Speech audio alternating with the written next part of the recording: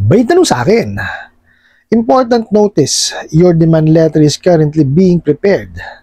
To avoid further action, please contact us immediately to discuss a resolution. Failure to cooperate may result in the delivery of the demand letter via registered mail to your address with assistance from your designated barangay. Alright, napakagandang katanungan po nito. Pero bago natin sasagutin, imbitahan ko muna sana kayo na pakisuportahan po sana ang aking mga social media account sa YouTube, Facebook, and TikTok. Ayan ho, nakita nyo. Demand letter ho, lagi nilang pinapanako. Tapos, i-deliver pa raw po via registered mail with the assistance of the designated barangay daw po. Sus Maria Joseph, dito sa ating video, alamin natin kung totoo po ba yan. Tsaka ano po yung mga dapat natin gawin. Kaya pakitapos po yung video hanggang dulo. Pero bago ho yan, disclaimer po muna. Hindi po ako abogado. Ako po yung maniningil. Lahat po na sinasabi natin sa ating mga video is based on my experience. At syempre po, sa pagsasaliksik po natin at sa tulong na rin ng ating mga kaibigang abogado. At isa pa po, hindi ko po kinukonsinte na hindi magbayad ng utang dahil ang utang po is obligasyon na kailangan pong bayaran. Ang hindi po ako pabor is dun sa maling pamamaraan ng pampautang at maling pamamaraan ng paniningil. Okay, pasensya na ho kayo kung basa ho yung buko dahil nako, napakalakas po ng ulan sa labas. No? Mag-ingat po yung mga kababayan nating mga nasa labas ngayon. At saka may mga parte na rin po ng Metro Manila, no? Tsaka mga karatig probinsya na baha, no? Doon nga po pala sa isa kong kasama, ingat ka ha. Baha na diyan sa sa lugar ninyo. So kung hindi naman wag niyo lang lusubin. Baka mamaya pa kayo magkasakit o baka malusot pa kayo sa manhole. Kung po pwede naman mag-check-in na lang kayo. Kung may malapit na diyan na mga lodging in or mga motels, no? Mas mainam pa ho 'yun, at least safe kayo. Matutuyo pa kayo at makakapagpahinga. Okay, tapos dun sa mga hindi naman ho kumbaga walang importanteng kailangan gawin sa labas, wag na ho kayong lumabas. Kasi bigla hong lalakas tapos hihinto tapos tuloy-tuloy na naman, malakas na naman. Kaya ho napakahirap po tantsahin, no? Okay. Sagutin po natin yung pinadala niyo pong katanungan. Okay. So sabi po dun sa sa message important notice daw po, no? Yung demand letter daw po is currently being prepared. Okay? Wala namang problema kung piniprepare diba? Pero actually, dapat hindi na piniprepare yan. Dapat yan generated na agad No? Kasi, gone are the days po na kailangan niya isa-isahin itatype, isa-isa pang ipiprepare. No? Dapat yan, nasa sistema nyo na yan, nasa system nyo, na pagka may may number of days yan diba? Yan ang mahirap sa inyo, wala kasi kayong sistema. Diba? Wala kayong structure, wala kayong credit and collection policy. Wala kayong guidelines. Diba? Kaya ganyan kayo, puro pananakot. Hindi nyo na kailangan piniprepare yan. Dapat yan, pre-formatted na yan. Lalagyan nyo na lang kung ano yung mga dapat yung lagay na detalye. At saka dapat yan, system na ang naglalagay niya. Ng kamote kayo. Tinawag pa kayong fintech. Diba? Online pa kung tawagin kayo, tapos low-tech naman pala kayo na kayo ng kamote. Piniprepare si Raulo. Tapos, to avoid further action, please contact us immediately to discuss a resolution. Hindi nga, totoo. Nakukontak ba kayo?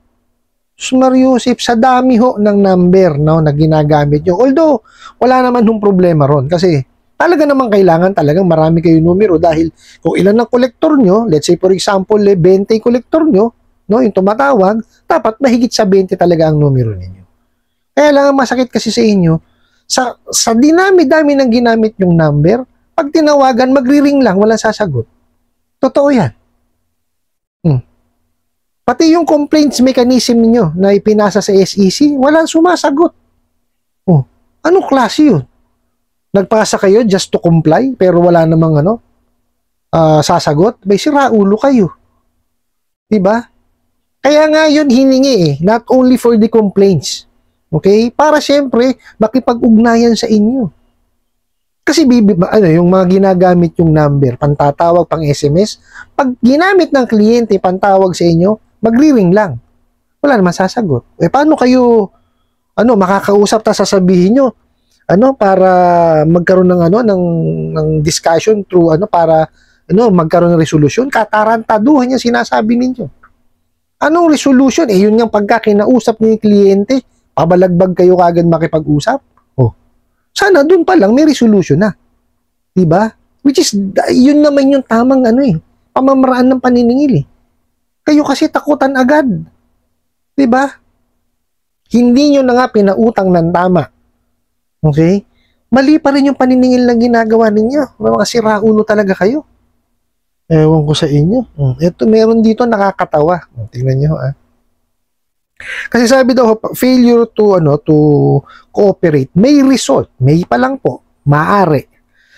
In the delivery of the demand letter via registered mail. Okay, ito po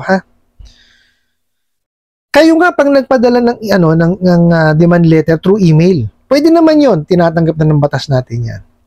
Pero mali yung pinadadala niyo demand letter. 'Di ba? Pananakot letter ang pinadadala niyo.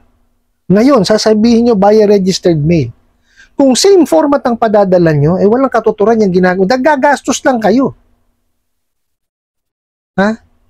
Kung pananakot letter lang ang padadala nyo sa mga kliyente ninyo, wala. Gagastos. Magkano registered mail ngayon? Sige nga. Depende pa sa yan. Kung saan nyo padadalang probinsya. O diba? Mga sira. Pinaka-minimum yata nga 100. O sabihin na natin sa pinakamalayang probinsya, 300, 400 hanggang 500 pesos. Gagastos kayo ng ganong kalaki? I doubt it. Smaryosi. Tapos sisingilin nyo magkano?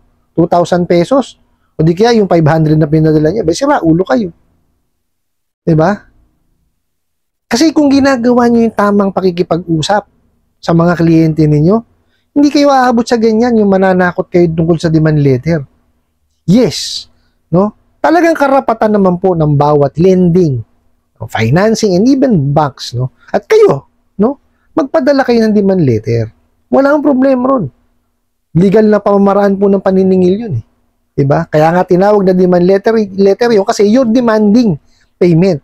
But unfortunately kasi, mali kayo ng pamamaraan ng ginagawa. Diba? Bakit kayo magdi-demand agad?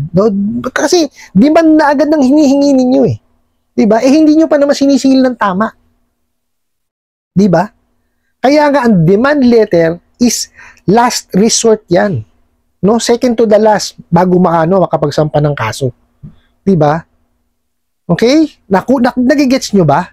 Kasi kaya yan second to the last resort. Okay? Kasi demand siya, diba? Magdi-demand ka na ng bayad. Kasi ikaw, ginawa mo na yung lahat ng effort mo sa paniningil. Diba? Tinawagan mo, nakipag-ugnayan ka sa kanya, nilatagan mo siya ng mga payment options, walang nangyari. Okay? Paniningil yun Pinuntahan mo sa bahay, nakipag-ugnayan ka sa kanila, nilatagan mo na naman ng payment options, wala na naman nangyari. Tama rin. Diba? Tsaka ka ngayon, magpadala ng demand letter. Kasi, yun yung tamang pamamaraan ng paniningil. Wala ka namang ginagawang paniningil. Ba't papadala ka ng demand letter? Siraulo ka ba? At ito pa, isa. Ito, nakakatawa. Doon daw padadala sa address. Tama naman. Okay? Pero, may assistance ng designated barangay. Bobo talaga kayo. Ang barangay po, hindi ina-assign yan. Pag sinabi mo kasing designated, ibig sabihin, nag-assign ka. Siraulo ka ba? Ang barangay po, nasa isang lugar lang yan. Ikaw mamimili ng bahay mo. Kung saan ka titira. Kung saan nandun yung barangay, yun na nakakasakop sa'yo. Hindi yung designated bugok. Nakita nyo? Diba?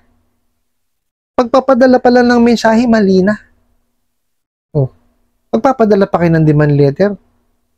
Sa tingin ko kasi wala kayong abogado Kasi kung may abogado kayo, hindi kayo ganyan. Definitely yan, pagka may abogado kayo, tuturuan kayo ng tamang paniningil.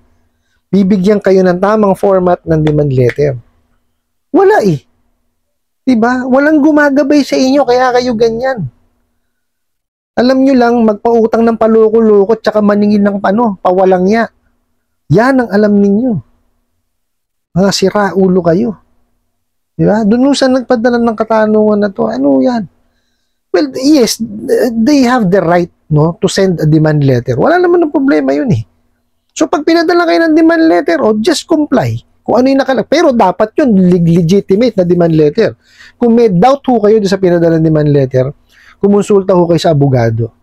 Okay? May mga pribadong abogado po, may public na abogado. Ngayon, kung doon sa pinagtatrabahuan nyo po, may abogado, baka maaari ho kayo manghingi ng sa kanya, assistance. Okay? Baka sakali kanyong matulungan nyo kamo kung interpret lang kung totoo, kung legitimate yung demand letter. Okay? Wala naman ng problema. Lahat po maaari magpadala niyan. Sinasabi ko na ho sa inyo. Kaya lang, kailangan yan yung tamang demand letter. Tsaka, bago ka magpadala ng demand letter, dapat ginawa mo muna. No? Yung lahat ng, ng pamamaraan mo sa paniningil. Hindi yung puro demand. Biruin mo, due date ngayon. Nag-pass due ka bukas. Demand letter agad, abay sira ulo kayo. Oh. Walang ganun. Mariusip. Kaya nga may aging of account na tinatawag eh. O, ibig sabihin, hindi nyo rin alam yun. O, diba? Na kayo ng kamote talaga. So, kaulitin ko, dun sa nagpadala, yes, pwede sila magpadala niya. Kaya lang ho, yun na lang, ang gawin nyo na lang ho, instead na stressin nyo yung sarili nyo sa ganyan, babasahin nyo, tapos may stress lang kayo, pag-ipunan nyo na lamang po. No, total, past due na kayo. So, pag-ipunan nyo, paglaanan nyo ng panahon, pag nabuo nyo na yung pera, tsaka nyo ho sila bayaran. Okay? Kung ang nahiram nyo po is 10,000 pababa, no? Ang sabi ho doon, nakasaad doon sa ceiling on interest rate is 15% per month lamang po ang po pwedeng ikargang interest. Kasama na po doon yung 6% na nominal interest. Which is, ang ibig sabihin po, 9% lamang po yung maximum na po pwedeng ikaltas, no? Na as processing fee o kung ano-anong fee na po pwede nilang kaltas. Okay? So, yun na lamang po sundin nyo. Pero pagka ang nahiram nyo po is mahigit sa 10,000, wala pa po tayong ceiling doon. So, kung ano po yung nakalagay doon sa pinag-agrihan ninyo na interest doon sa contract nila, well, yun ang kailangan nating sundin. Okay? Pero dito sa mga bugo katabusadong online lending apps, na kadalasan ng pinahihiram po is 10,000 pababa o 15% po per month. Tapos pagka nag-pass due, karagdagan lamang po 5% yan per month. Okay? Yun lamang po, paki-click lang po yung yung sa description box nandiyan po yung memorandum na yon, basahin niyo pong maigi para maintindihan niyo po. I hope nasagot ko po itong katanungan na to at sana po'y makatulong. Maraming salamat po sa inyong walang sawang pagsuporta at panonood sa aking mga video. Maraming salamat po sa inyong pag-like, pag-share, pag-comment at pagtatanong. And kunin ko na rin po itong opportunity na ito na imbitahan po sana kayo na pakisuportahan po sana ang aking mga social media account sa YouTube, Facebook, and TikTok. Hanggang sa muli po. Yun lang.